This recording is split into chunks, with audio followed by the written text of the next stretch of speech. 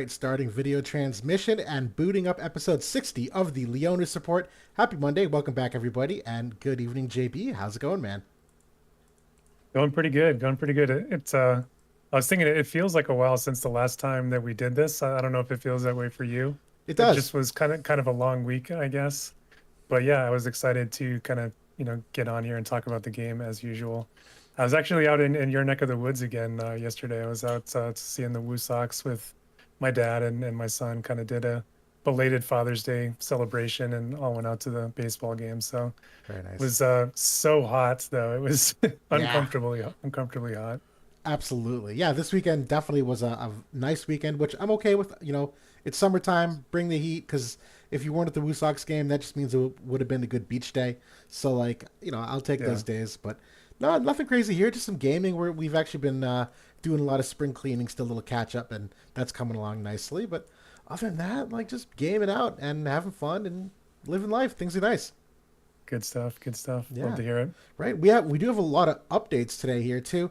They're not terribly complex, but we got a lot of stuff, and we'll go over them briefly here. We are getting the Esper and Vision card of Chariot, which is just going to be released in 2 days, and this is all per the announcement. We actually did get a news announcement in game today, so obviously nice to have that as part of the Monday cadence. But in addition to Chariot, we're also getting Veritas of the Flame introduced, who is the free match oriented Veritas unit. We'll do a little bit of an overlook on him. There's actually just a good like five things they're doing about like perk wise with free match medals, this and that will kind of bring some attention to. Raid boss survival part of that. We're getting upgrades to the reliquary weapons. Class matches coming back. The Veritas of the Earth is getting a 140, and Veritas of the Heavens is getting a weapon. We got 4 limit break enhancements, and we did get some news on Fina and Veritas of the Ice in JP, so we will talk a little bit about that too. And then, if we have time, because although that sounds like a lot, we don't anticipate it taking a terribly long amount of time.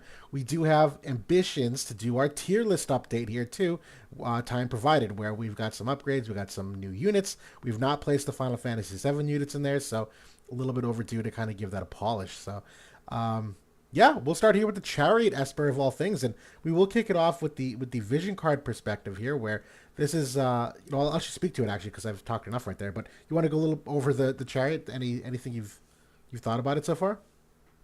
Yeah. So this one it's coming in as another piece to sort of upgrade Gilgamesh here, who just came in for us this past week.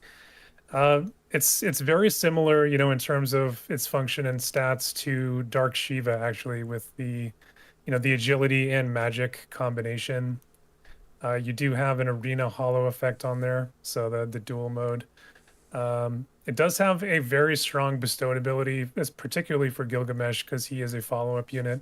So he's got that big chunk of human killer that he's got on there. He does get the crit damage in the party slot as well. So, it is, I'd say, even like a small or modest upgrade over Dark Shiva, though I think like if you're planning to play that unit, like, solely like within ice or solely within ice water, you can probably wait on this one. It's a nice to have. It's certainly going to be probably a little bit better, like I said. But if you are sort of relegated to dual element, I think you can probably get by without it. I think that's fair. And honestly, I love this card for Gilgamesh. I do think this is like a best in slot candidate vision card for him for all those things you just mentioned, the crit damage and human killer in particular.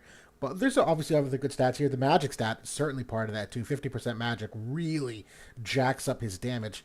Outside of Gilgamesh, though, I do think this is possibly an easy skip for most people. Where I look at the stats here, and sure, the agility is nice because it does blend sword, red mage, and katana, which is certainly like a nice synergy already. This would really bolster it. But the rest of the effects on here, the crit damage, while nice, is on a bunch of cards. There's human killer on other cards, so you can replace that modifier relatively easily. And the magic stat, when you consider the job types on here, bow, fist, right off the bat, neither of those are really strong physical oriented teams. But Fina, being released in the future, is coming in at a magic scaling missile unit. So this one does have some benefit for Fina in a forward looking sense. But Katana and Sword Red Mage, there are some magic scaling units here, obviously like Dario and like older units like Sylvie, but I don't know if it necessarily nails every unit on this card right down the middle for what they want and need. So while I do think it's a really good vision card, I think the Esper actually might be like the better investment of the two, and we'll talk about the Esper in a second here. But this is definitely a great vision card, but I could see people passing on this and biding their time a little bit. Yeah, I think the biggest upside for the immediate, the sort of immediate time frame is going to be like those first three units that are on the top there, the Sephiroth and Gilgamesh and Yes. Glassy. Like that's a team that's people are already experimenting with and playing with. It's a strong team, and at least as of now, you have to kind of shoehorn maybe an older agility card in there to make it work, or maybe play around with like agility bestows and things like that. And this is a definitely a much more ideal setup for that particular team. I think that's the biggest benefit you're getting immediately, because outside of that, I think the majority of teams that you're playing are going to be ice water, or or mono elements for those two. But yeah, I do think that the biggest benefit here is definitely going to be the Esper itself Yeah. for now. Yeah, no, and you made a great call out on these three units too, because this is like the top meta team at the moment, and for the near foreseeable future, like it beats a lot of the other meta teams at the moment, and so this absolutely and objectively elevates them to a much greater degree than they are currently with that generic agility card. But we will pivot here to the Esper. I think we've covered everything we wanted. But Yeah. this Esper is coming in at 17 agility, so a couple points lower than some of the like Odin, but 17 is competitive with like the Dark Efforts of the world, and I think even regular Bahamut might be 17. So I think that agility value is in a good spot considering where that's kind of like the first thing a lot of people look for on these DPS Espers. I think a very valuable thing though is the 25% silence resist here. I don't want to bypass this quite yet, just while we're on the screen, because if you consider Gilgamesh as like the best in slot unit for this, but that being said, there are other magic scaling ice units like Jaden the Celebratory and Ice Howl and a bunch of others that, this 25% with the 25% on a Trust Stone brings you to 50. That essentially makes it so Ashen King cannot silence them, which is hyper valuable to them actually continuing to do their job into that matchup. So I did not want to let that go by. I think that's a really incredible value add here for Gilgamesh in the current meta, given how easy Ashen King can apply that silence. I would just piggyback on that point. Something that we've struggled with for a while in limited Guild War has been SR Little Leela and her, Yes. massive silence AoE. And part of the reason that has been such a big problem is just because of the lack of tools against it. And a UR Esper with silence resistance was kind of chief among them. So I think there's value in that, certainly, going forward for any other silence units that kind of come along in the future. Yeah, absolutely. And the board on this is actually a really nice board. I mean, there's a couple of things, but the main draw here is the untranslated effect here in the very bottom right. This is, I believe, it's 20% AOE res pen. Yeah. So this is now the kind of like universal thing you can put on any unit that you give it to, that they will get as part of the crit evade board. Would I've liked some different nodes here before it? Yeah, maybe. But then again, crit evade right now is very nice for mitigating a lot of that Gilgamesh follow up damage. So really not the worst combination of things. But the rest of this, obviously, again, this is a Gilgamesh oriented Esper that you are getting the options of ice attack with the magic percent. Slash attack certainly benefits him too, but even more than that, the crit damage angle to amplify that follow up attack damage. I do know it technically has the fire res here to at least make you go positive. We do like to see that on a number of these espers, just as a way to kind of like make sure you're not getting chunked away at that negative value. But this is great for a lot of units. That AOE res pen being a chief contributor to it, but certainly the crit damage, the ice attack, slash attack, there's a lot there to still like. Yeah, I mean, this sets a new precedent for the game. We've seen the AoE's res pen on a couple of units so far, and they're kind of filtering in over in JP as well since Final Fantasy VII. But this is the first Esper that allows that, so pretty cool.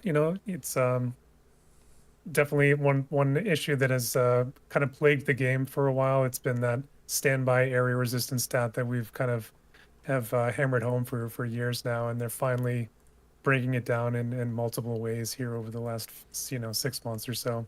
This is kind of the next shoe to drop. Definitely. And then just Arturo's question: did we get the Final Fantasy Advent Children units? We did. I believe we got all four of them. But I've not built my Tifa. I don't think I am going to. I she's stuck at level 102, and I've used all my Mind Spheres to reincarnate the other units.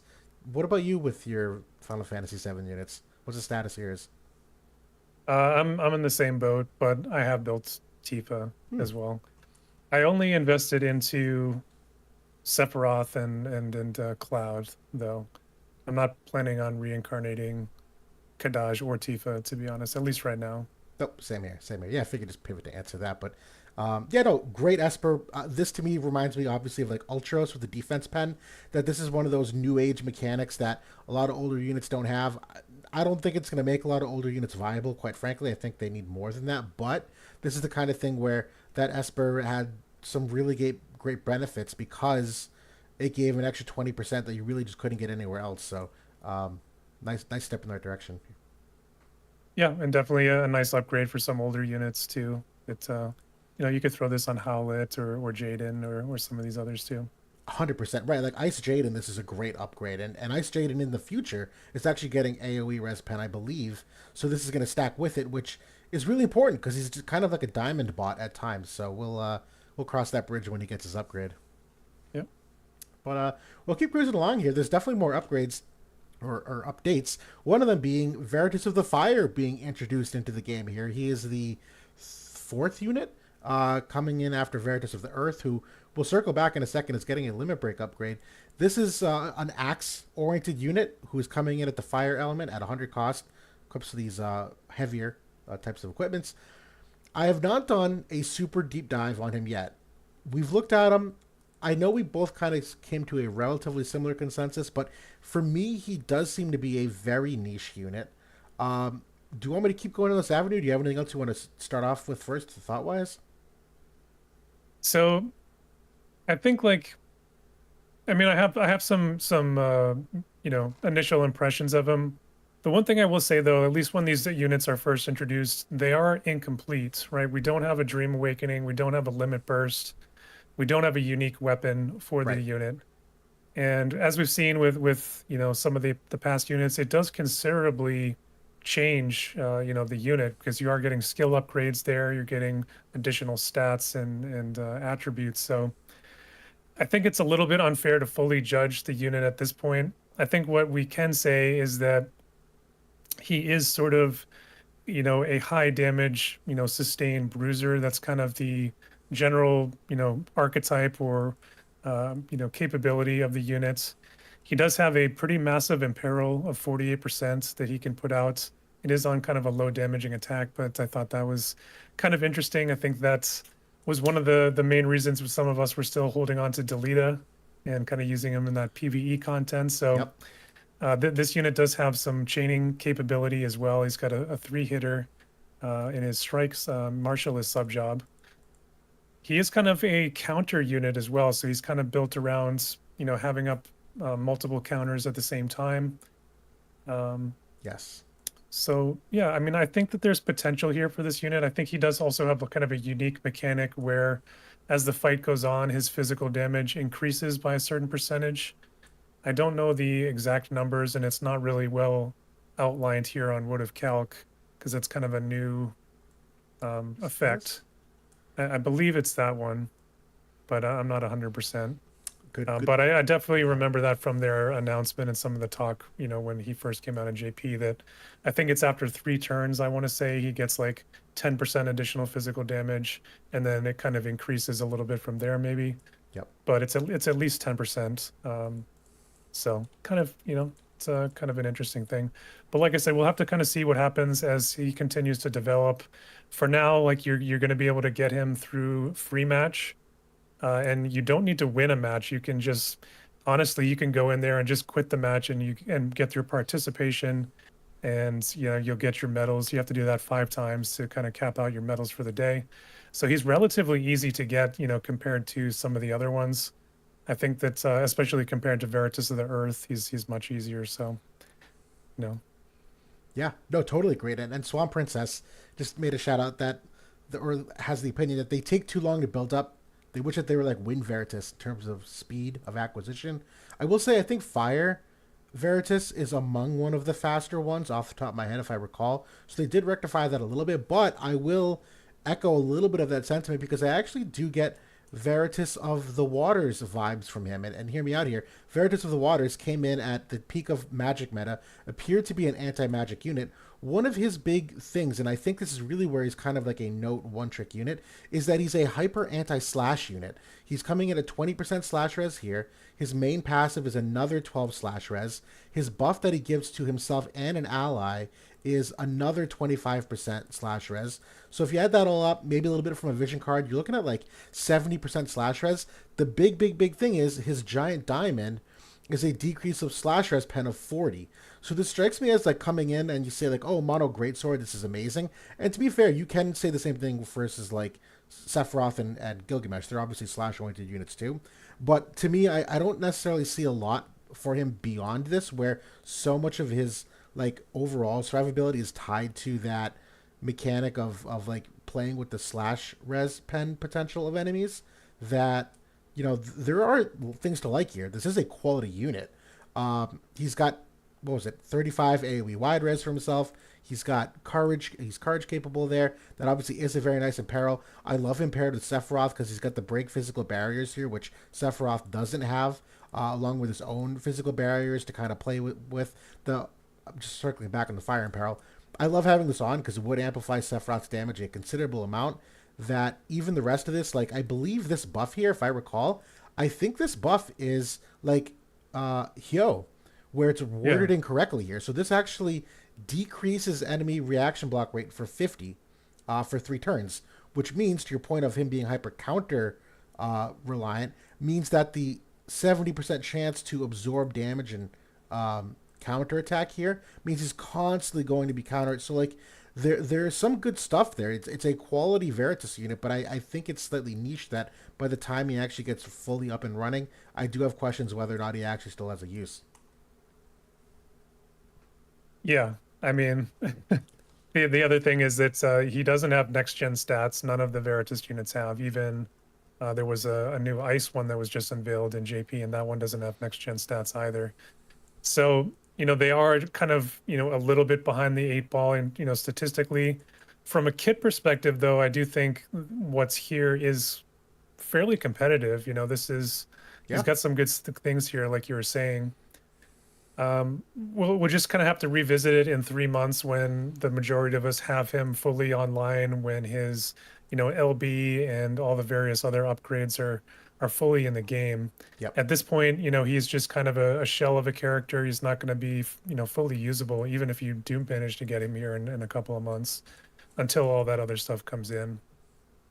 Yeah, totally great. So we'll hold off on any final judgments, but that's the preliminary thoughts, at least, for the Veritas of the Fire, which we'll take this opportunity to pivot, talk about some in-game content here, just like shout-outs to stuff that's upcoming, because there's a fair amount. This is actually being framed as the 8th anniversary of FFBE, the original game, and just real quickly, they're doing a continuation of 10 times free match medals. That's really more for the Veritas of the Fire's introduction, where I think they're trying to incentivize the continuation of free match participation, but love to see that. Obviously, that's a great way to get your Esper potions on a month-by-month basis. So you get 10 times free match medals.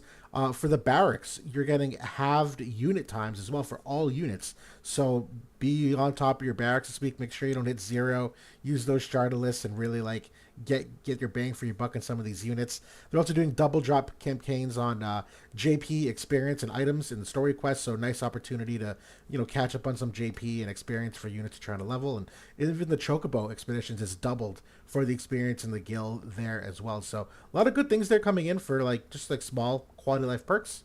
I'll take advantage of them.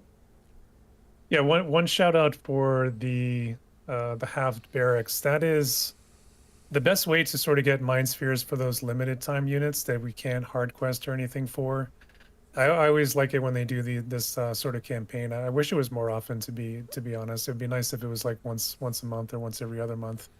So if there's some favorite Final Fantasy unit or limited time unit that you didn't quite finish, it's a great time to throw them in there and get double shards. Absolutely so. And Raid Boss Revival is also one of those where they're bringing back the plate armor and the Gauntlets of Steel, which is that like healing power down on hit, among a bunch of others. I'm sure I don't know the complete list of them because I think it's only a select couple of raid bosses that they mentioned. But regardless, this is hyper important for people to participate in to catch up on those UR equipments that are very popularly used. So definitely keep an eye out for the Raid Boss Revival.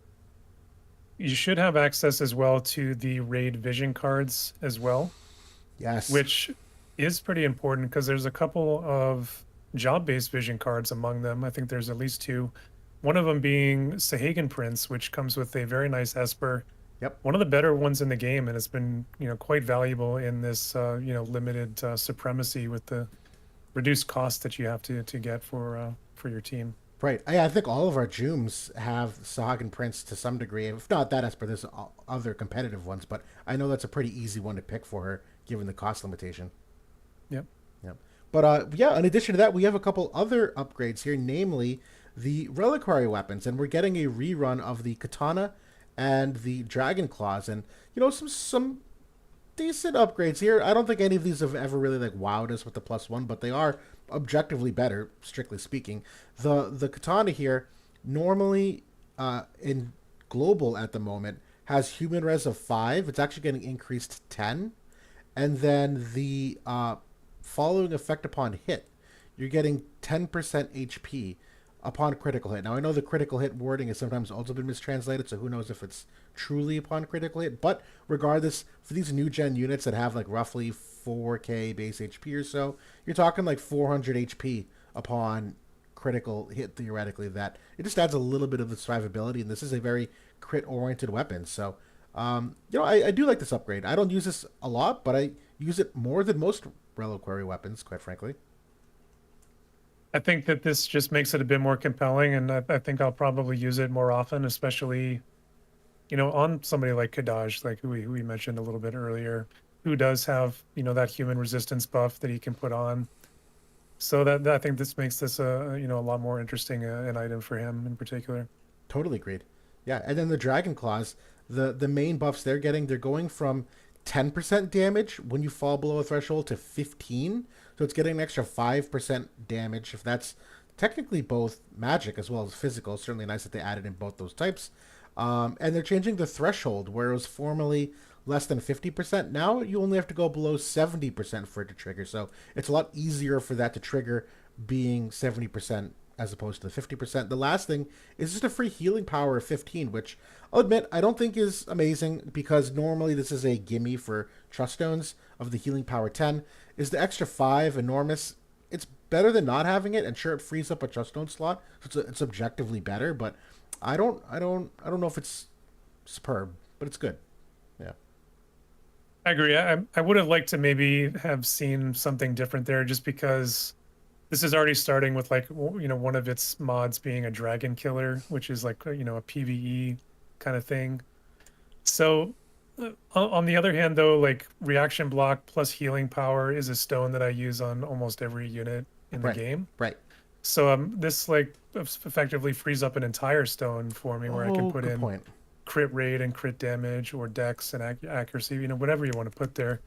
So like a whole stone, I think, is nice flexibility potentially. We were talking a little bit, on this before we came on tonight, and neither of us could quite remember, but we think that this should stack with the Genji gloves. I'm almost positive that it does because this is kind of a casted or triggered effect. So, having the 12% from the Genji gloves and then getting another 15% here is pretty attractive as well, I think. Yeah. Yeah, and I mean, Chris Met's asking, can Ice Tifa use this? She certainly could. I'll be honest, this actually probably is a good one for her, considering the extra healing power and the physical damage. I like her weapon personally for the AP decrease angle still, but like this is certainly competitive with it for sure. Yeah. Yep. Definitely, like if you're trying to up her damage, this one will definitely do that. Definitely, which I'm sure she needs to some degree. But we'll keep moving along here. We did get an announcement for class match as well. And this map, a lot of you might remember it upon Sephiroth's released last year, the Dark Sephiroth, where this was one of those first maps. Those of you at the top end might remember this is like the Dwayne Lemeray Sephiroth map with a lot of the quicken bombs. Very small map. Yuffie and Fire Evade was also very good on it, where they could just like leap right across. You know it if you saw it, but the very interesting map effects here. The one restriction is unit cost 250 or less. So I do think that's slightly handcuffing in terms of what teams you can pick. You're basically relegated to a 50 cost unit to some degree, I would think. But then the other things, the effects of the map, it's area res of 30% for 2 turns to start the fight. I don't recall them ever doing something like this. I think that's an interesting angle to just like, because 2 turns isn't even that long of a time, but it is a small map. So 2 turns actually might mean more on this map than others. But the other big one is that, and this is great for manual, I'm sure you and others will appreciate this. It's quicken, silence, and stop nullification. So certainly nice for Ashen King Mod and Summer Glaciella and any kind of quicken shenanigans. I think this will be a fun one. I'm trying to think of teams, but should be good. Yeah, so this particular map, I think I was yeah, we were talking a little bit about this in our live PvP channel, and I think that this may have been the very first class match map that ever existed in the game way back when, a few years, like in the first year of the game. Cool. And back when, you know, Agrius and Kilfay, HLL. I think this, if it wasn't the first one, it was very early on, like maybe the second one or something like that. But, you know, back in those days, so it's going to bring back some memories, I think, for some players. That map effect is pretty interesting. You're absolutely right. We've never seen anything that's conditional turn-based like that. And I actually like it because with Quicken off the table, a lot of people are going to be turning to Keen Blade and CT effects to rush in and try to, you know, maybe catch an opponent off guard. So having that additional area resistance could get a little bit more bulk to maybe help sustain, you know, if somebody is trying to make that play on you. Unfortunately, though, at this point, you know, as we talked about, area resistance is getting penetrated, it's getting crushed. So really, you know, 30% area resistance is, you know, 12 or 14 or something like that. Yep. Better than nothing, you know, but, you know, it's not quite what it used to be. Yeah, no, absolutely. Either way, it's a smart move on their part because that's a great angle that you brought up. That this does prevent some of the Keen Blade upside because it gives you opportunities to still get rebuttals and not just get absolutely chained down and completely lapped in your turn order. No, I definitely like what they're doing there. The other thing that I like is and this is something that they always used to do, like, you know, you could bank on it. Either Quicken or CT effects would be disabled, one or the other. And we went through a couple of times where both was on the table, and I don't think that it's quite as fun or fair, particularly for manual, but I do like them, you know, kind of dividing the time magic type effects there. Yeah. And Chris Metz asks, have the map effects always been crushable? And the answer is yes, because the reason is the map effects are just your stats. So whenever you get crushed, it just looks at whatever your stats are and applies the crush. So, you know, whether you get that 30 area res from the map or from a buff or from a weapon, whatever it is, it's considered part of your stats. And so it gets put into the calculation of what gets crushed. So yes, answer that. Yeah. The one distinction would be would be undispellable, at least for those first 2 turns. Right. Because it's a passive, not a buffed on effect. Yep. Absolutely true. But we'll keep going here because we are early enough. We might still get to that tier list. We just have a couple things to get through here. One of them is Veritas of the Earth, who none of us have been able to use yet because it's taking a jarringly long time to get the medals.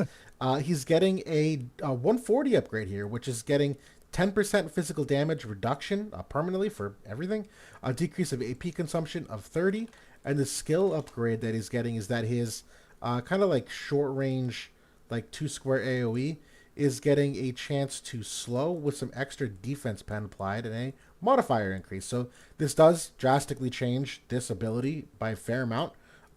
Damage increases all around, with the slow being a nice little value add there. Yeah, I still don't have high hopes for this unit, but not the worst 140 ability. I think everything that we were saying there about Fire Veritas, you know, applies with this unit because he's not fully baked yet, right? He doesn't have his limit burst. That actually was just released in JP this past week. Mm. And it is a very interesting one because of the pattern here. This is like a demon wall type effect, which Yeah, is cool because his shield is a demon wall. But yeah, it gets the agility down. So it's a very cool limit burst. I'm, looking forward to that when it comes. people are gonna love this But again. yeah, the stun effect. Yep. The problem is though that, even by the time this comes, nobody's going to have him at 140able yet. The biggest oversight, and Justin, if you're listening and, if you still listen, please bring to the development team that the biggest oversight with this particular Veritas is that the limited and supremacy events don't give us any medals. So this is going to take like twice as long as any other Veritas. It's kind of unfortunate. I mean, it's going to be longer than the 3 months than it takes for the other units. Yeah, it absolutely irks me that we don't get medals for limited Guild War stuff and Supremacy. Like, it's regular. It's a Guild War. We should get medals every day for it, no matter what. Yeah, put some more incentive and stuff on the line for those limited events, and maybe a kit full of Veritas medals would help incentivize some people to maybe play it a bit more, Absolutely. No, bit harder. that's a great call out, and really something that does deserve attention. But on that topic of Veritas, we are getting the Wind Veritas weapon here, which this is an extra human killer of 15. This untranslated effect is an AoE pen, so he is a very AoE centric unit. This certainly will help his damage output. 5% all element res and the generic 15 attack. I like this. Out of all the spears he can equip, I think this is as competitive, if not better, than anything else he probably would use. Big fan. Yeah, I think it should be 20% area res pen. So that's pretty good, especially with the other effects on there. Get a little bit of defense, a little bit of offense. You are lacking a bit in accuracy, but you can always throw in an Alex ring or something like that. And he does have guaranteed hit. So Yep. I think this is the Veritas that kind of everybody felt was done right because you kind of got him up online so quickly. But I mean, at the same time, he wasn't completely finished when even at that, even though you got him to 120, he wasn't necessarily fully usable. He was still good, but yeah, this is kind of the final piece for him. Right, and there was still a window where he was usable, but with all of these Veritas units having old gen stats, as time goes on, it makes it harder and harder to justify doing anything for them. At least for him, he had a window where, like, yeah, you could use him and he had good results, but he wasn't OP, he wasn't broken. He was just a really competitive unit, and I think he's probably the only Veritas who will actually feel that because the rest of them are just always going to be a step behind the meta, as we've seen with Veritas of the Water. My personal prediction, like Veritas of the Fire, I think will just be like a step behind the meta timing. But when you add in the fact that they don't have the new gen stats, sure, you can max reincarnate them and likely will and should to make up for a little bit of that gap. I don't think it's incredible. Yeah.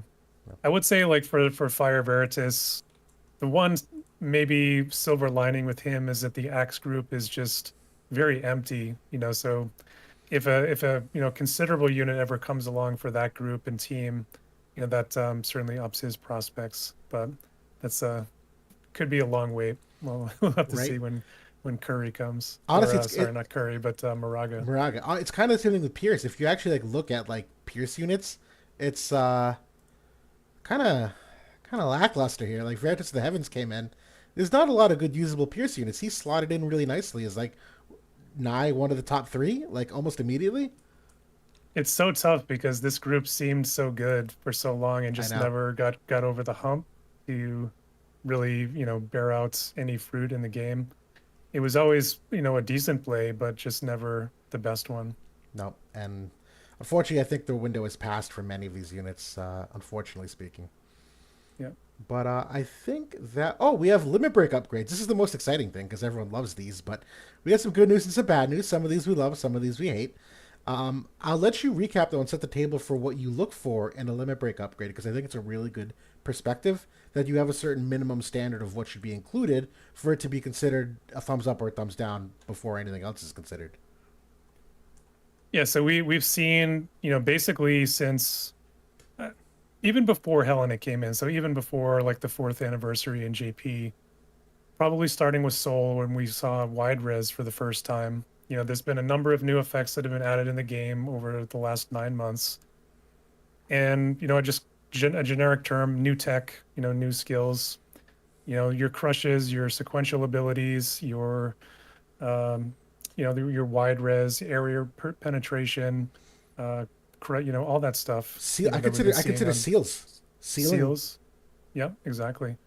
So those are the things that I'm looking for, particularly on units that just came out last year, where they're, sort of looking at their first upgrades. And those first upgrades in the past have been what has maybe potentially pushed them back into the meta conversation. So if they don't get those new type abilities and they're already kind of behind the ball on the stats as well, it just kills any, sort of new prospects for that unit coming back. So that's what I always hope for when these upgrades come along. I think it's a really solid way to look at it because we have seen there are a handful of units where these limit breaks are enough to make them a justifiable play in a handful of gameplay modes like Arena or Class Match or Quick Pick, where it's not always the Guild War centric view, and the limit break can oftentimes be the differentiator. So, to your point, if it's not anything new and not anything competitive, then this unit's virtually stuck in the same spot as before. And so the four units that got their upgrades, it's Astrius, Perrene, Rulgia, and Ranan. And we'll kick things off here with Astrius. His was always the 38% slash and peril, and it created the follow-up attack for him. The upgrades here, it's getting the AP decrease going from 43 to 33. It is getting a range upgrade going from 3 squares away to 4 squares away. You are getting a harsher imperil here of 48% as compared to the 38%. He's getting a free 400 CT, so it's kind of like a free Keenblade here, which is really nice. And I think he's getting a poison addition onto the follow-up attack, where formerly it was just the 86% mod. Now not only is that mod being increased to 121, but the chance to poison, honestly kind of nice. Actually, this is very cool because this is like the Lightning Astrius. His limit break adds poison, so this is kind of like the same idea that the limit break adds poison to stuff for the follow-up attack. So keeping in the spirit of things, I personally think this is 2 thumbs up. I like this limit break. I absolutely agree. This is a very, very nice limit burst upgrade for him. This was always kind of the highlight of his kit, back in the day when he was, one of the top units. Some of those fights that, it would look like they were going your way, then he would whip out this limit burst and completely kind of turn things around and 2v1 or 1v2 your team, or 1v3. So I like kind of keeping in the theme with this unit. They've really kind of pushed the damage potential of this and even added on like some interesting effects there with the status ailment with the poison. The slash resistance is kind of keeping with the Joneses with the debuff weakening effects in the game. They're being added in on all the new units, so that kind of helps him keep pace a little bit there. I do really like the CT increase though, because like you said, that if he uses this when he stands still on a turn, that's 60 CT, Right. for example. So yeah, I think this is quite nice for him. I don't think that it's going to bring this unit into the meta. He just doesn't have the survivability. He's still really lacking in that. But, you could probably break him out in Arena. You could break him out maybe in a Katana team potentially. But yeah, I think it's kind of a one and done kind of deal for him. Totally. Just real quickly, 2 questions in the chat. Chris Metz asked, "Can he cap damage at a 6 chain?" Sure. Why not? It depends, but I can't see why not. We'll just tentatively Yeah, say probably. I don't think the damage is really his concern. No. I think his damage is fine enough. He's got decent penetrations. He's obviously not going to have area penetration or anything like that, but just his defense and slash pen, I think, are fine with, vision card support and whatnot. It's his survivability. His MA2 gave him some element resistance, but it just hasn't really turned out to be good enough, I think, to keep him all that competitive from a mitigation I would standpoint. agree. I would agree. And then Thundermage brought up, why did they give him 20 or 240% mod rather than the 200? I honestly don't know why, because theoretically I think a lot of times they increase the mod for the AI perspective to try to incentivize these units to make sure they use the limit break, where sometimes it's not always preferable. This is a unit that if I had to guess, it's one of those things that it probably doesn't want to go too high on the modifier because his other single target ability, it's like he's got a physical barrier break here, which I would tend to think would get prioritized most of the time as a single target attack. I don't know what else possibly would, but I know oftentimes that's the decision making process for the modifier. Apparently, they just didn't think you needed it. Yeah, maybe they felt like they were doing enough with the imperil increase and then the modifier increase on the follow-up that, they didn't want to push it too hard. Right, because technically the modifier on the follow up is included in your damage calculation, for better or worse. A lot of people hate that. You'll summon an Esper and then use the follow up attack as opposed to like killing. Yeah, regardless. I think that's part of it, if I had to guess. Yeah, for him, because it is it does cast a follow-up prior to the damage, so it is calculated even when he uses the limit burst. Exactly, exactly. So we'll keep moving here to Perrene next to, very competitive meta unit for a very long time. Was a shining star of water for quite some time, and then handed off the torch to June. For her, she's getting an AP reduction going from 43 to 33. The range is unchanged, still at 4 squares away, but she's getting 25 healing power here for 3 turns. She is one of the ones getting the modifier increase. She's retaining the fact that she gets haste for 3 turns. The big one here is that she's getting a buff of 40% of her HP, and we looked at this, the wording, we needed to test it, but I think our initial impression was that this is 40% of her base HP. It's not like a 40% heal of the total HP. So from a base HP perspective, maybe like 1200 HP, something to that effect, give or take. But I'll let you start on this one. That's exactly what it is, because this is a similar wording and effect to UR Zazan's limit burst, which gives the same 40% HP bonus, and it is calculated based on the base HP of the unit. Yeah, I think you're spot on, right? 12 to 1300 HP is where she's going to be at. I think she's around 3200 base. So this is absolutely one of the worst limit burst upgrades Gumi has ever implemented since they started this, 9 months or a year, whenever they started. It's been taking way too long to get through the units, to be honest.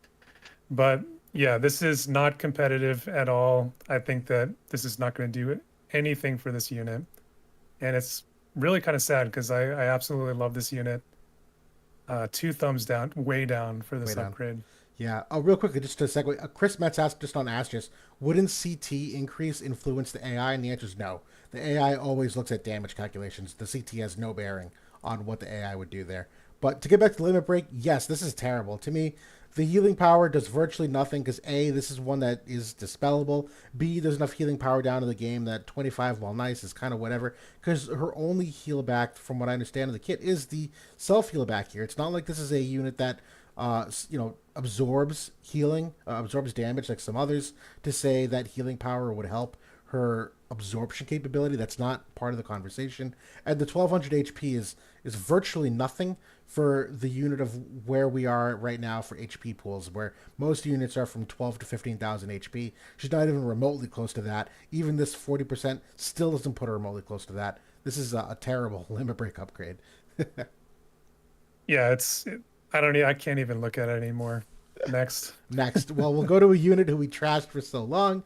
Is the limit break salvageable? And the answer is kind of. So there's a lot going on. This one is much better. Much better. No. So there's a couple things to really like about this. Number one, you are getting a 60% unit crush on this ability, which obviously will do great things to amplify its damage. He's getting the 240% mod. He's getting a 25% physical damage reduction for 3 turns. This is that buff that Cloud gives. This is a very, very strong currently. And this big untranslated block. I think this is only the one ability, if you told me properly before. This is Seal Dispel capability. So people will not be able to dispel anything on you of that unit that you hit with this. This one should be its Seal's buffs, so they're not able to buff anymore. I got it mixed up. Thank you. Yes. So Seal's buffs, which, this is kind of a range ability that you get this early enough in the fight, actually might prevent people from buffing. I think it's a good upgrade, because this is the way I'm approaching this. This to me screams like tank upside, where obviously you get that unit crush on a tank, makes it a lot easier to potentially kill them. It's a triple hit, so there's some chaining capability on that tank. The effect here means that those tank buffs won't apply, which a lot of tanks can be buff reliant, that if you can seal any kind of second turn buffs, this obviously applies to any unit, so it's not just tanks, but this does strike me as one that I think I see some good benefits there as an opener to start the fight before he really goes into the rest of his kit. So one clarification as well on that physical damage reduction. That one is should reduce the damage of whoever you hit by that 25%. Oh, so it doesn't actually buff him it's like Cloud's ability. It is the whole translation problem. Okay, thank you. I should let you read these because I'm getting too literal with this. Yeah, that is. I mean, I like that. 25% is a very significant amount of damage reduction. I don't love that it's a single target ability. Would like to hit multiple or at least at minimum. Oh no, this is piercing. Yeah, never mind. I'm okay with this because it's a piercing ability. This is cool. Yeah, this is good. Never mind. That was gonna be my point. It's got great range on it. Base range 5. It did get one additional upgrade there. It's the AP restore goes to a medium of 10% instead of 5. So a little bit of help on the AP management as well for Rulgia. Very nice. I so do like that. I think that this helps a couple of target areas for him. I think that we'd have never loved his tank damage. So this certainly, I think, helps that, kind of high defense, bulky targets he's always struggled with. Mages and kind of weaker enemies, his damage has always been fine. The effects here are kind of whatever, because if you do hit like a tank or a frontliner, buff ceiling, okay, maybe that's okay. But like the physical damage reduction, maybe that tank isn't really doing all that much. But if you happen to tag, like the tanks have fallen out of favor a little bit recently because there's so many bulky self-sustaining units. So maybe it's more valuable if you hit a Mont or a Sephiroth or somebody like that with this. I think this is definitely a thumbs up for me. I think that this is a big improvement over the last one that we just looked at. It totally is. No, to your point, this makes it very versatile. I think that's why I like it at the end of the day, because it's not just for one specific type of character. No matter who you hit, this is going to be beneficial to some regard. I still don't think it's enough to make Rulgia anywhere near usable. His survivability still is not where it needs to be. We've seen deficiencies in gun units. I still can't get over this AoE being only decreased evasion rate 25. This might seem decent right now, given that there is some evade around. So this actually does have more relative value at the moment than it has like in the last 3 to 6 months, in my opinion. But I just can't get over that his main ability is tied to that, and the rest of it's just kind of whatever. Yeah, I agree. Yeah, we don't need to don't need to belabor the point. He's just not going to survive out there. Beat this guy up anymore. And then Ranan, who God knows they have done their best to make up for the initial release of this guy. The limit break upgrade here is getting. You know what? I'll let you do this one because I'm apparently forgetting all the translated effects. You wanna take the Ranan limit break here? Yes. So this one is going to eliminate the magical wide res from your targets. It is also going to get a range increase here of +1. Yep. Going to a long range diamond up to 6 range. He's going to add a 67% chance to confuse and a ceiling of barrier removal from your targets as well.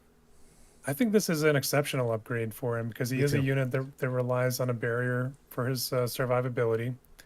He is getting around one of sort of the area mechanics on these new units. So this is new tech, the dispel of that wide res. And then he's getting a nice status effect here as well. So, and I think he has a, he already had kind of a status effect in his main kit on a large diamond as well. 25% confusion. There it is, yeah. So, again, is it enough to kind of bring him into the meta? I think it's very niche. It would be like in a water matchup. That's I think where a lot of these older units live now is you're kind of countering specific elemental matchups. He's not going to be topping the charts or blowing anybody away, but at the same time, I do think this is a very nice upgrade for him.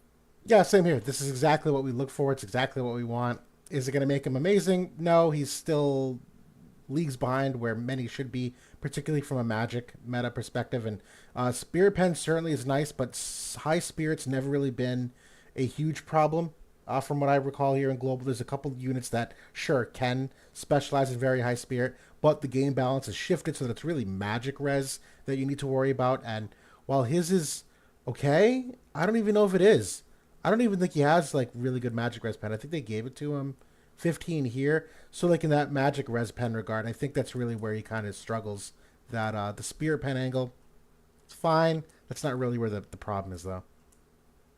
Yeah, yeah. There's too much to overcome there, I think, against the new units that for him to be a truly compelling play. But the status effects, they can be kind of an equalizer sometimes. So maybe it's useful enough for that. Particularly that one. This no one's gearing for confusion res. There's a lot of units here that have gotten like sleep status effects, and I see that and I'm like, everyone's got sleep res nowadays. Like no one cares. I don't care if you get sleep. Like everyone can guard against it. But confusion, no one is. That's like one of the under the radar ones.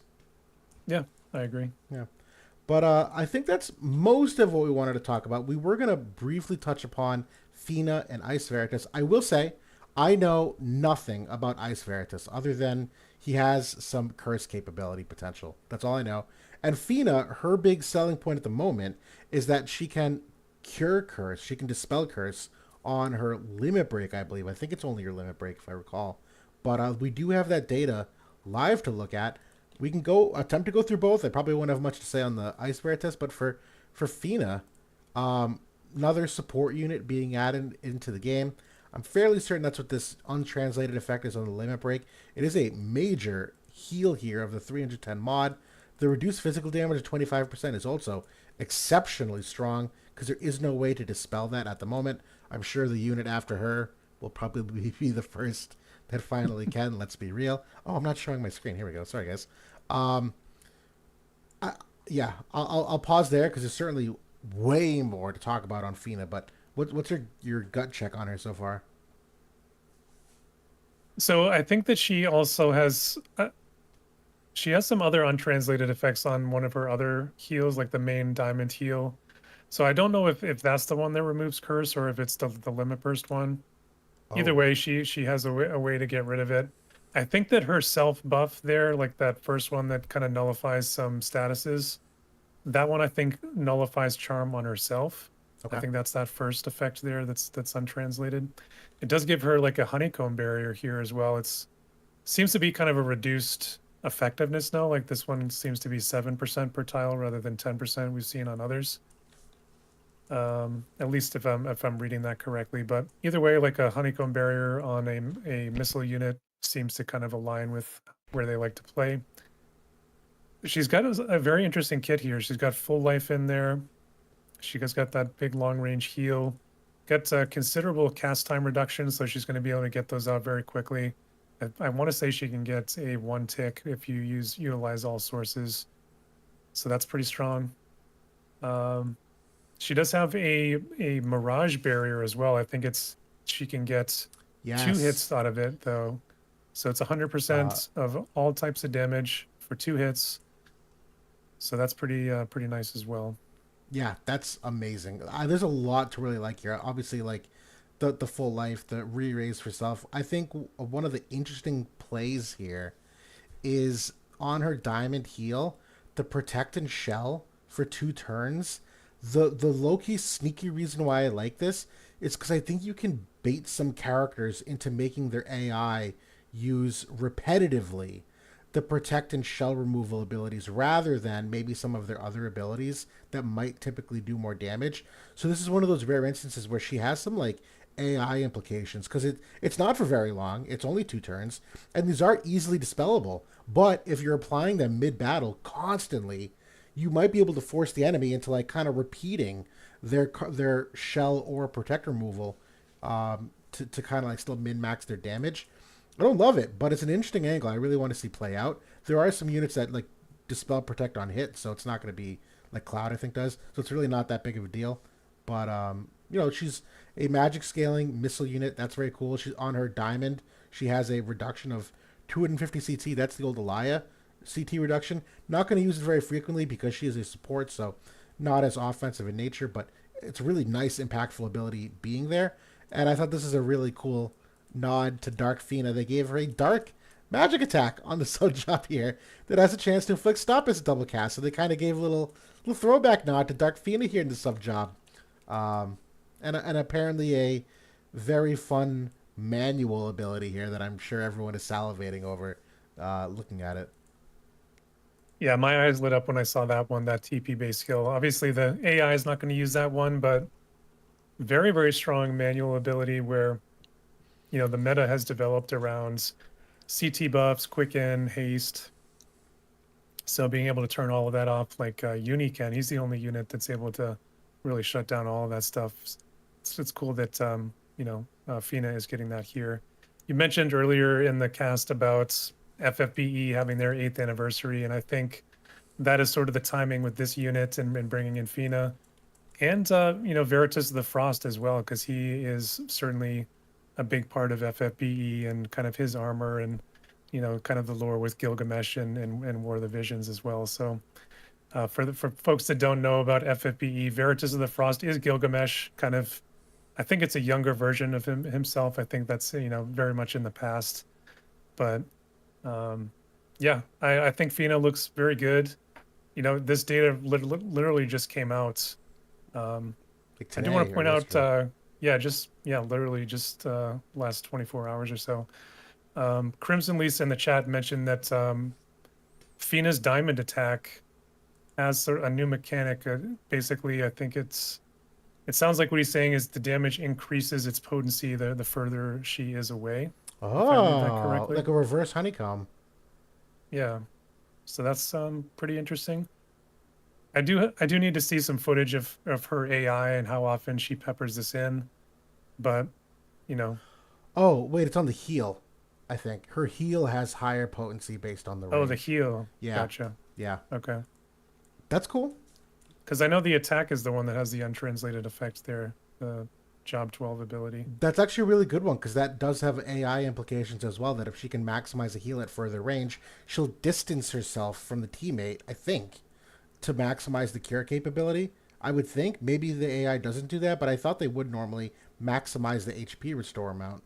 Maybe they don't, but I thought they did. And so, yeah, from a spacing perspective, if that's the case, and she naturally keeps herself staggered from her teammates because she can cure more at range, would be a genius approach to a ranged missile support. That's a nice value add.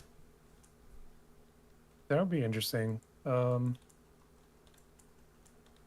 Looks like she does have her re-raise that she has kind of the Mashari effect where she gains CT when she comes back. So that's Yep. that's cool too, especially on a support with low casting time where she might be able to heal herself up to full and maybe live another hit or two. Yep. I agree. Because she does have next gen stats here. She's not as bulky, in terms of HP like the bruisers we've seen come through, but she is going to be starting out at 5,008 HP, which is considerably more than past supports we've had in the past. Yeah, absolutely. Very much excited. I think it's still a debate whether she or Lucille is a better support. I think they're just different, quite honestly. They play into two different, completely different kind of teams too, because Fina is a bow unit. So obviously just fits into a totally different set of job-based vision card eligibility, and they have two completely different kinds of utility and healing capabilities. So I think Gumi did a good thing differentiating them as much as they did. Certainly, if you're a manual player, though, this one looks to be like a must-have. I would agree with I do that. like the TMR is pretty nice too because it gives you the wide res effect. That's much easier to dispel now, but first TMR to have that, which is pretty cool too. Right, some of these older units that you have a free buff, go ahead and throw it on there. This is certainly like new tech in that regard. Um, Yep. I like that. Yeah, again, I don't have a ton to say for Ice Veritas because I have not looked at him really whatsoever. Anything that you want to stand on the soapbox and talk to, or no? Yeah, let's wait on him. I know that he has kind of a select 2 unit crush that's also going to have that curse. So that ability seems super strong because it also is a dispel prior to the damage. It's a range 5 on the select 2 as well, which most of the select 2s we've been seeing since Elia have been cut down to range 4. Was it range height 2 as well, or was it range height 1? One. Okay, so Yeah. they didn't give him the range height 2 like Elia, but that attack there is exceptional. One of the better attacks that we've seen, recently. Absolutely. But like we said with all the Veritas units, we need to see the complete picture. It's an incomplete unit, no LB, no Dream Awakening, no weapon. So I think more to come. We'll talk about him later. I agree with that. And that being said, we have an important decision to make, JB. We are at literally like an hour of stream time at the moment. Is it worth trying to do a tier list, or do you think that would take too much time for what we want for the podcast? I think we're cutting it close.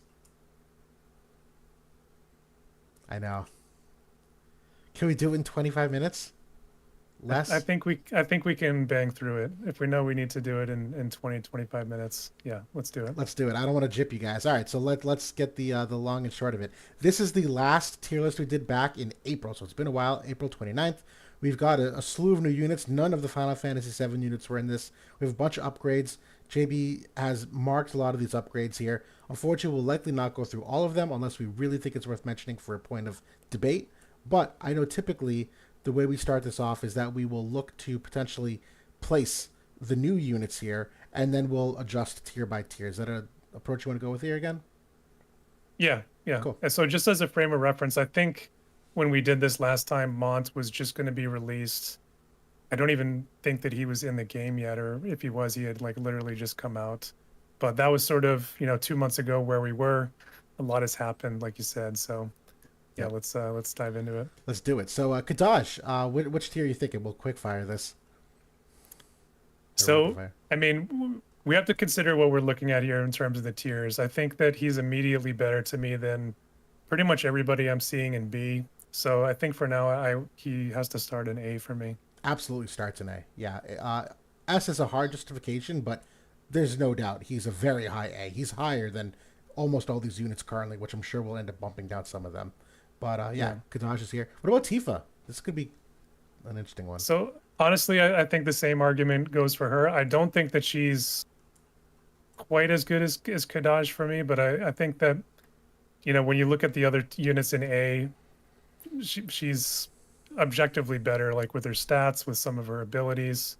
So yeah, I think that she's an A unit for now. I agree with that too. We'll obviously circle back a little bit. Cloud, I think, is an S for me.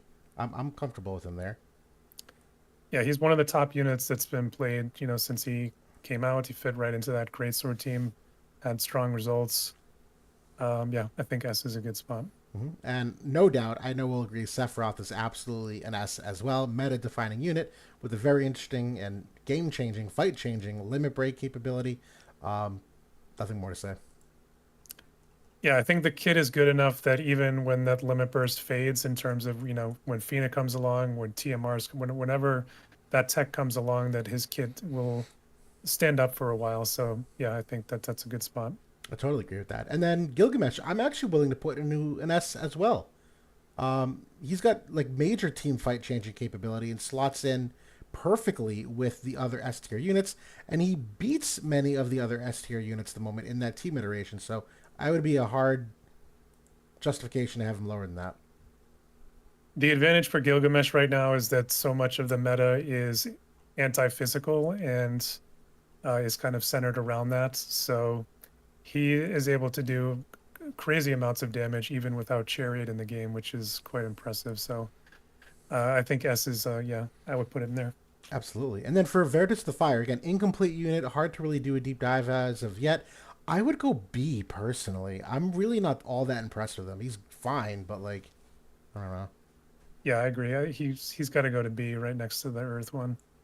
Ah, good call. And then Lucille, I'm not really sure. I want to say A, but she seems to be a really popular unit to play with Gilgamesh and Seth, and that seems to be a competitive team. It's hard for me to not put it in S, but she's not here yet, so it's also hard to really gauge. I almost want to wait just to see where our S and A tiers end up in like 5 minutes, if you know what I mean. Yeah, so that's the thing, that this unit will be coming not this week, but probably next week, unless some surprise curveball comes in. So it would be kind of a preliminary thing. Yeah, that's fine. Let's sort out the other stuff and come back to it. Yeah, so we got some up and down here, up and down arrows here to talk through to see if meta conditions have changed the effects of some of these notable units. We'll start with Uldoa, or Strategist Uldoa.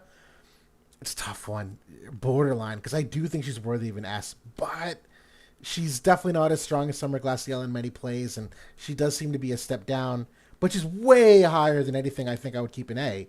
So is she the bar for A? Like, she's better than, well, maybe not better than Kadaj. It's close. Shit. I I 100% agree that, she is comparable to Glassy. She has some pros and cons kind of, with the tech that they bring. I think for me, I was considering pushing down just because of Sephiroth and him having the sort of the elemental edge, whereas Glassy has the elemental advantage over that matchup.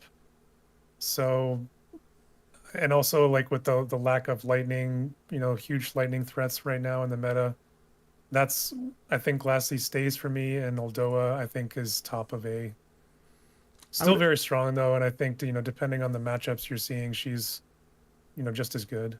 absolutely agree. Yeah, there's no doubt Summer Glassy's better. It's just a question of, is it a tier better to me? Do you know what I mean? I think the answer is debatable. But I'm comfortable, obviously. But we'll figure it out in a second. A2 though, for me, I think A2 goes down personally. A2 is still hyper competitive, but there's a lot going against her. Notably in that Sephiroth matchup, but of the greatsword units, she has shown her fragility a little more. Very good unit, but definitely not the S tier that she was a while ago. Yeah, I mean Sephiroth is pretty much 100% designed to cut her down, and that's what he's been doing for the most part. She was so strong. I mean, she had a very good run here of about 5+ months where she was, the top unit for quite a while, or one of them, and that has gone through up until pretty much Sephiroth came in. The problem is that Gilgamesh is also extremely strong against her. So that's kind of the next shoe to drop against her. So yeah, I think that she is going down a little bit here for me. Got it. I agree. And then we'll go to A here now, just to see anyone up or down or stay the same. I know we focused in on some on Flagberry Glaciella here as an up or down. I am personally okay with going down. The big things against her are A, just the general competitiveness of ice in general, but B, wind just stinks right now. Let's be real; it's just awful element, and Pierce is way behind the curve. And the introduction of the AOE res pen made it so that her AOE res survivability perspective is really not a strength anymore. She gets tapped out by a lot of things. Definitely not as competitive. She was hanging on for so long because area resist was so good, and because that stat has taken such a nosedive here over the last few months, she's not as compelling, from a survivability standpoint. So, yeah, she needs to go down here with these other units. I'd agree. And Dario, obviously, kind of in a difficult spot too. There's just being no real magic presence around, and the Gilgamesh angle actually can bypass Dario's aura, so even that strength is not there. I will say myself, I'm actually not ready to put him in B. I actually think Dario still is a very competitive tank. He's very self-sufficient, and what he does for like health regen, that even though he doesn't have a strong play as a tank, why you would ever use him. I remember in like some of the free match stuff that I did, I was actually pleasantly surprised how many hits he took, that he actually lasted longer than Aldoa in many of my fights, despite the fact that Aldoa kind of does more for the fight. Dario actually like lasts a little bit longer and still is like competitive, and the berserk limit break, it's he's not a great time to use, but I don't think I'm comfortable with him in B quite yet, if that makes sense. I 100% agree. I put the note there just because with the strength of ice increasing, him being a wind unit, the lack of magic, and we finally get this magic threat in the game, and he's not really even great in that matchup. That's kind of the kicker for him as a unit. It's unfortunate for folks that really invested a ton of resources into that unit, because he hasn't really had a great use so far in the Wait, game. that mitigates the follow-up damage though, doesn't it? The follow-up damage is magic scaling, isn't it? It does help against the follow-up damage, yes, All right, that's but something. not against his slash attacks, though. No, no, at least not that one slash attack. It's only that single slash attack. The rest of them, the Yeah. guaranteed hit doesn't work. The barrier break doesn't apply. The follow up attack, the limit break doesn't apply. So he actually, oh, it's still ice versus wind. Regardless, Well, yeah. we'll have to do some more testing with him, but I agree. I don't think that it's to the point where I would put him in B yet. No, and then just any other units at A here that you think should drop? Because in my gut, I feel like there probably is. Like if Kadaj and A2 are here, I actually do think there's a case for it hurts me. Young L to go down, quite frankly. Even Warrior Lucio, I think is very good, but not in that tier. And even Bridal Elia and even Helena, I don't think stands on the same tier as these 4 units on the right. I don't know if that's just me. I agree with you that they are lower, but I don't think that they're low enough that I would push them down with like Stearns and Addisons and Glacialas right quite yet. That's If fair. any of them, I might think about Lucio maybe first, and potentially Yeah, Helena. yeah. Um, That's okay. We can hold for now because I know this is a problem. A couple but months ago, we jumped the gun on lowering units and not doing it thoughtfully. Um, so we'll circle back. We'll see if anything stands out at the end of this. We'll yeah, go to Raffi, who got some great upgrades. The limit break upgrade, the what MA2 that she got. Is it a tier difference? It's close, but it's not. It's very very good, but it's just keeping her afloat. yeah, I think that she would be in danger of moving down if she did. So I think she stays. I would agree. Wing Stern got the limit break upgrade. You know what? I'll be honest. I'm not very high on Wing Stern at the moment. The few fights I've seen, he's still very fragile. The re-raise obviously is very easily removed and countered. He's got no seals for it or anything. The evade angle and accuracy is cool, but so aren't all these units in S and A. It's not really a strength of his. Out of the mono light teams I've seen, he's one of the first to drop. So I think that unit is rapidly falling for me. It definitely improves his damage, and that helped him in that area. But yeah, I don't really think it helped him anywhere else. I think it's enough to probably kind of stick and stay in his spot for now. I would agree. Fire Oberon, who, this is his time to shine. If I could be bold, I want to bump him down. This unit's really bad. But moving down to C, Yeah. yeah, I wouldn't argue against it. I haven't been impressed with him since he dropped, and yeah, he hasn't really proven all that much. Nope, no courage, no re-raise makes him very easily too tappable. He's got a great heal back, but a lot of my fights, he never even gets a chance to heal back because he dies in 2 hits. And he's very much an anti-slash and anti-magic niche, which is fine, but this is the fire katana meta, and Oberon can't even hang with that, and that's a really bad thing. Yeah, I think it's harsh, like kind of looking at some of the units in C, but yeah, until he proves something, maybe he needs to go to the corner. I would agree. And then Ice Howlet, the corner. Ice Howlet is an interesting one. I'll be honest, I haven't tried him, so I can't really speak with confidence. I don't really see a reason to put him down quite yet, but I think he's hanging on by a thread of copium. I think that he's still okay. Like the problem is the MA2 really didn't do much for him. The LB upgrade is not really doing him much favors either. So yeah, I think that he stays put, but he's probably like in the danger zone of falling off here as more next gen units come through. I totally agree. Totally agree. Now for Bradley, I'd actually like to propose bumping him up. Bradley is still not amazing, but there's a lot of fights. You'll just win if Bradley's in it. Now he'll die in the process, but he will help your team win, which is crucially important. There's been enough AoE res dispel around that he can get by some of that. Same with the AoE crutches. And then the Earth Slash chains with Ashen King Mon are kind of hard to deny. He's not in a great spot, but with the barrier break too, not being really hyper prevalent in many of these units, he still has a really strong angle with that we've seen very competitive Earth teams with Bradley in it, and he's a key contributor, even though he ends up dying. But he's a major factor in Yeah, it. So for that reason alone, like if I'm going to keep Elia up here, I think Bradley deserves to be near her. Does that make sense? I agree. That's why I tagged him because I think that he's not like the main star anymore, but he is, like you said, a key contributor. That's a good description for it. And if we have Astrius up there, if we have Lucio, I think in a lot of cases I'd like to build a team around Brad rather than either of those units. So Me too. I think that's a good spot for him. Me too. We get to Volk here. I've used Volk extensively in the past couple weeks. He's actually not that bad. I'm hesitant to put him in A though. I've done a lot of arena stress testing with him, a lot of mono fire teams.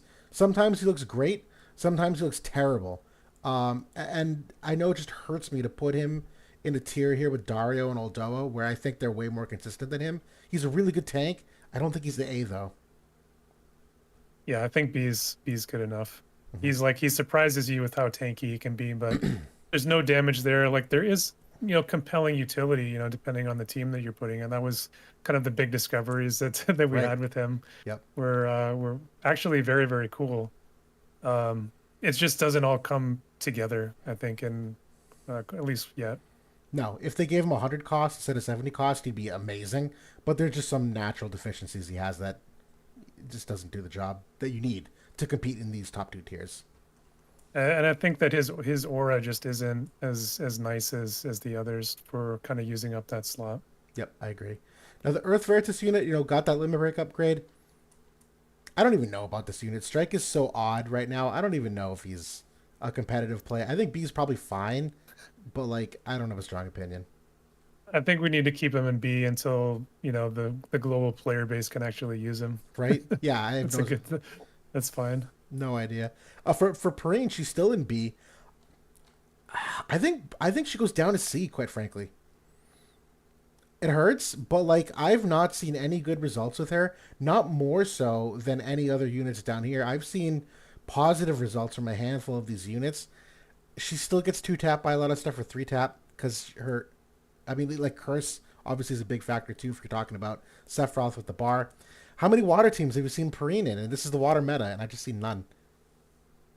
I mean, she even got pushed out of the fist meta a couple months ago by Right, Katone, right. you know. So, um, it's so tough for me because I love that unit, but yeah, it's probably time. I know if I mocked with her today, she just wouldn't do well, and that's kind of like the reality setting in. Yeah.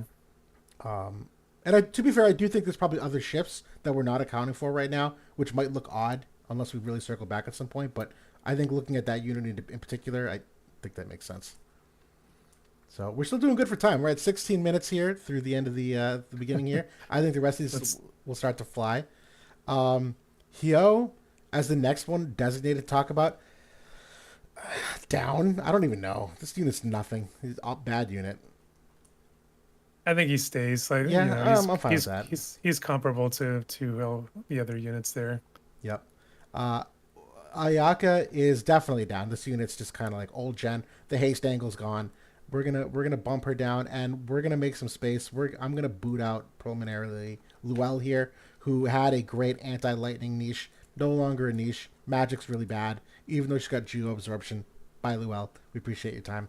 Ayaka's gonna take that spot, and I'll kind of do the same thing. Queen Mashari, just way too brittle, not enough damage, way too easily counterable, and we're gonna bump Resnick down with her because of it. Who still not the worst healer in the game. I would still rank her among competitive supports, but not competitive enough to hang with the meta at all in any capacity. Yeah, I think they're waiting on maybe some better upgrades eventually to have any sort of say in the list here. There's a lot of the units here in D that some of them are kept for cost reasons. Some of them have like specific niches, like a Nivlu, or there's some low cost tanks or 90 or 80 cost tanks in there.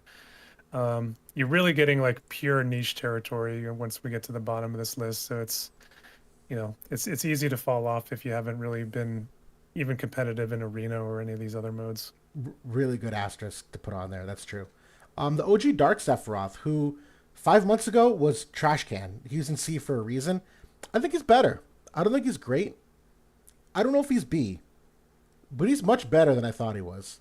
It's close. Yeah, it's kind of the rising tides with the Katana group and some of the increase in power for their vision cards, and he does have actually some decent synergy with his new fire version, kind of being a good barrier breaker for him. I think that if we gave Bradley a tier jump because of the barrier break utility for his team, I think you could say the same for Sephiroth. Yeah, I think on paper it's there. I just got to see it work. And we haven't had many instances. It's been the same Guild War map. We've had cost restrictions, so there's been stuff hampering our ability to really stress test them. Yuffie going up now. Fire, nice big resurgence. The Sorrow Vision card and pseudo evade of Sephiroth is certainly a viable angle.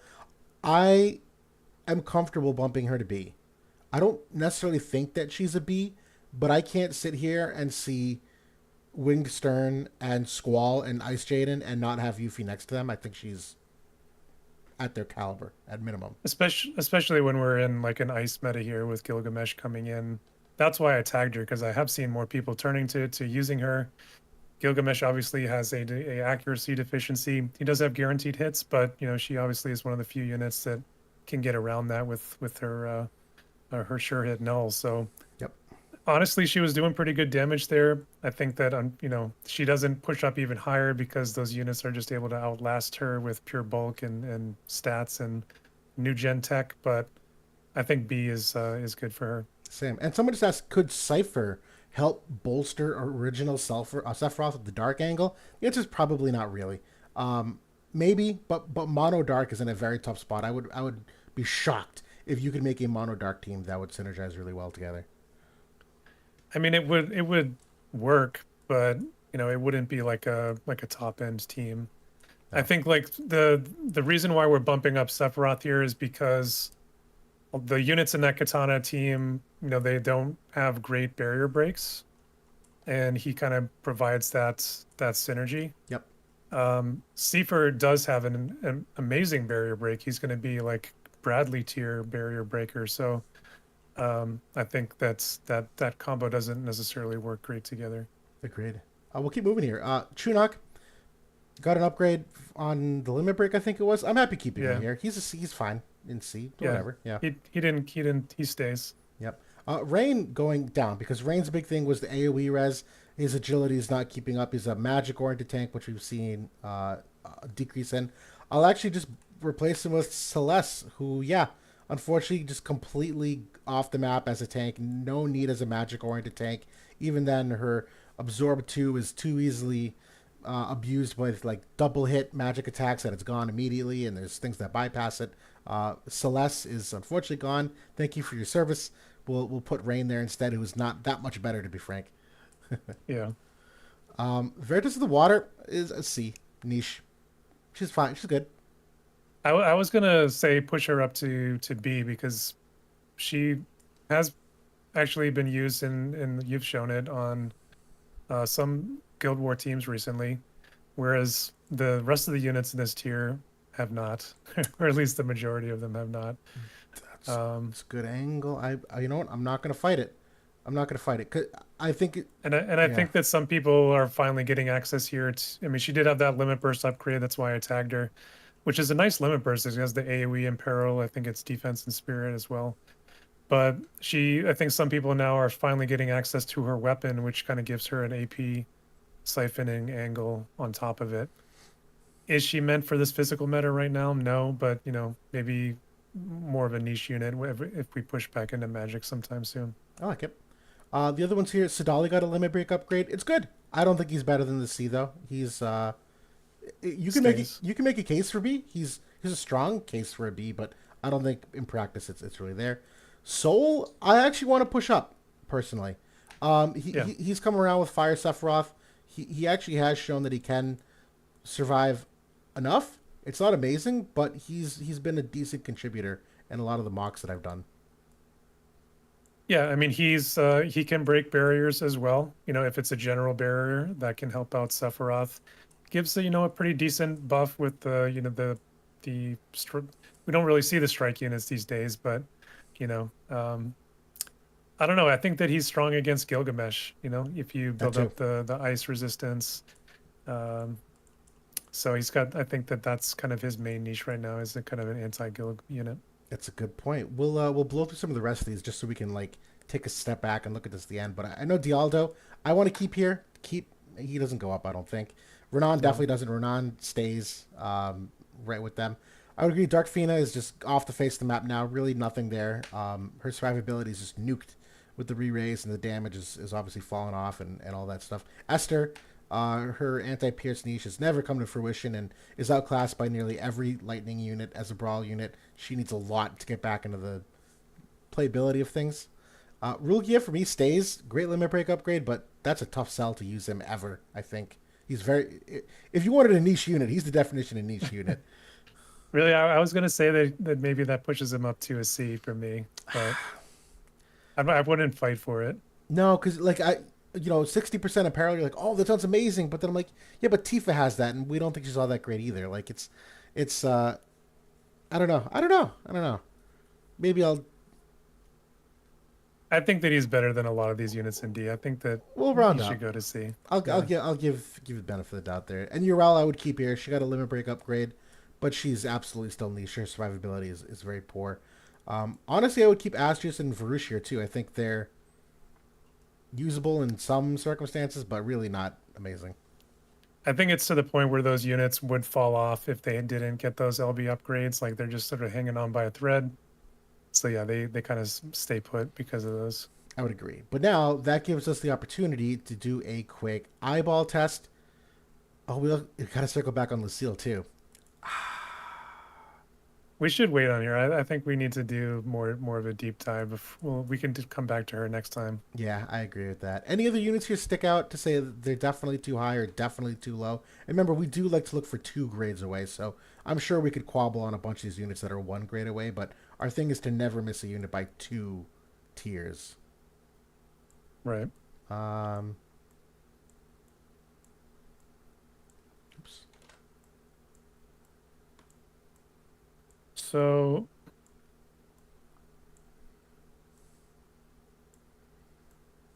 Charlotte sticks out for me a little bit, but I can't say that she's any worse than Rain at this point. Oh, to drop off, you mean? Yeah. Oh, I wouldn't even try to drop anyone off quite yet. I feel like you could make a case for a lot of these units to drop off. I would True. shit drop off all of them. Like, do you see this S tier? Yeah, Like, yeah, all of them, kill them all. Um, I agree. um, I think the S tier looks good. I think those are all the sort of the top units being played at the, top of the ladders at the moment. I think those units are filling in spots in those teams with some help from B. C and D, I think, are very niche or just sort of maybe occasional arena plays, or maybe sort of lower tier Guild War. I don't want to bump down Squall yet either because the Final Fantasy VIII is coming back soon. I think he's going to stay in B within like the next month that we do this. Um, Nabani is pointing out UR Zazan. no, not a I good don't think unit. that he stays in D. Yeah, too many deficiencies in every capacity. Yeah. He's an excellent evasion unit, but I think his damage is too single unit oriented Right. that he can't really make the same impact on the fight that he once could. I know we're looking for 2 ranks away. It feels kind of weird to me seeing Eld in A, and I hate to say that because I love Eld, and even Veritas the Wind. If Glassy went down, does he go down? I wouldn't fight. I was thinking about Veritas going down to B as well. I think that Eld is much better than Veritas the Wind though, so I wouldn't move him down quite yet. Actually, no. I'll level with you there because if yeah, Eld is competitive with a couple of these units. I think we're at the point where some of the A and B could probably be like an A plus and a B minus. You could probably stratify them a little bit because it's a Yeah. pretty harsh They gradient. kind of bleed into each other a little bit. Yeah. No, I think it's relatively Um, good. that looks good to me because I think that these like 90 costers from the next gen are probably comparable to your older 100 costs, which is kind of how this is lining up. Obviously, there's some outliers there, like, we still put a premium on Glassy, as long as her aura is not able to be dispelled, she's still at a premium while we're kind of in this heavy physical damage meta. But Gilgamesh is sort of changing that picture a little bit here as he comes in. I would But agree. yeah, this looks pretty good to me. Yeah. I mean, we'll obviously have to sleep on it. I'm sure there's a couple units that could go up or down. One of them. We did do this in record time, guys, so you can't Yeah. fault us too much if you see some big mistakes. Yeah. 28 minutes is absolutely record time. But cool. All right, we'll pause here then, because I know I'll just overanalyze it at this point. Keep looking at it any longer than I have. I'll keep us on the screen just for us to just do some closing thoughts while people kind of mull things over. I don't think I've seen any comments yet that I think pointed out any major deficiencies. H asked a question about how useful Skahal is, And quite frankly, I think Skahal just has the issue of being too brittle. That even with the courage, part of Skahal's meta was having Resnick behind him to constantly pocket him back to full. I think if you don't have that unit there, I don't think that courage is nearly as good for him. And obviously, that's not even talking about like magic damage reductions and AoE res and how he can't get rid of the AoE wide res. And there's a lot of things not in his favor at the moment. Um, yeah, that's my answer to that. Yeah, I think that's for him to be 80 cost and kind of be hanging around there with some of those units that are like much newer and also costing more than him. I think that's a testament to his power level, but at the same time, he's just nowhere near the current crop of units. I would agree, and yeah, so we'll call things here. So there is actually a lot of fun stuff to go through this week. We're in the midst of Guild Wars Supremacy. Obviously, everyone's having a lot of fun with that. I hope. Some cost restrictions that have made some team building a little more difficult for everyone. I know there's some limitations to Espers and Vision cards and whatnot, but I think we'll call it there, guys. We're at an hour and a half, nigh or near exactly. So we did good. JB, any other closing thoughts for stuff you want to go over? I don't think so. Good luck if you're going for Chariot this week. Remember, if you're just an Ice Water player, you can probably stick to Dark Shiva. You know, it's a min-max play for Gilgamesh and potentially that Red Mage Katana team. But yeah, Couldn't agree more. have a good week, and we'll see you guys next time. Absolutely. Thanks for tuning in, everybody. Appreciate you being here. We'll be back next Monday, same old 9 p.m. Eastern. So look forward to that. I'll have the video up to let you guys know ahead of time.